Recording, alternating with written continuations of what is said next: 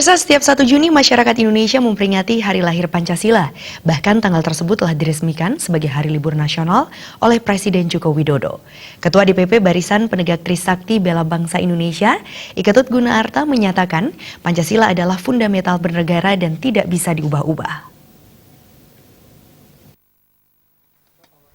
Bertempat di kantor DPP Barisan Penegak Trisakti Bela Negara atau Banteng Indonesia, Ketut Gunaarta dalam konferensi persnya mengatakan bahwa setiap 1 Juni masyarakat Indonesia merayakan Hari Pancasila.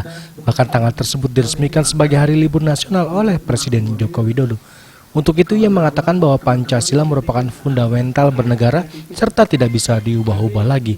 Menurut Gunaarta, kondisi saat ini memang sangat mengkhawatirkan, namun bukan berarti Pancasila harus diotak-atik.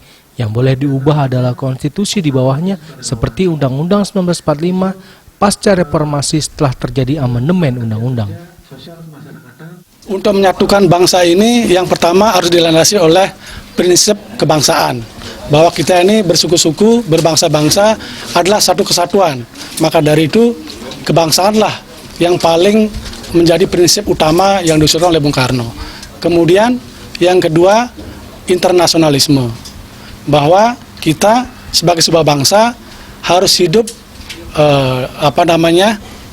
dengan bangsa-bangsa lain. Sehingga bangsa kita juga tidak bisa membangun nasionalisme yang sempit.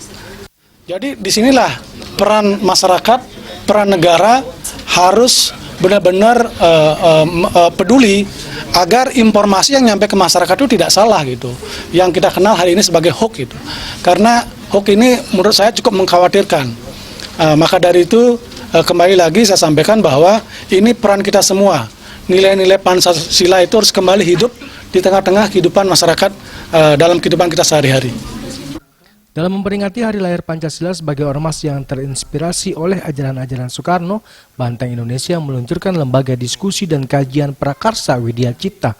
Lembaga ini mewadahi kegiatan-kegiatan diskusi secara periodik dan tema-tematik dengan menghadirkan narasumber ahli di bidangnya. Dari Jakarta, Ketut Heri dan Ketut Sumadiase.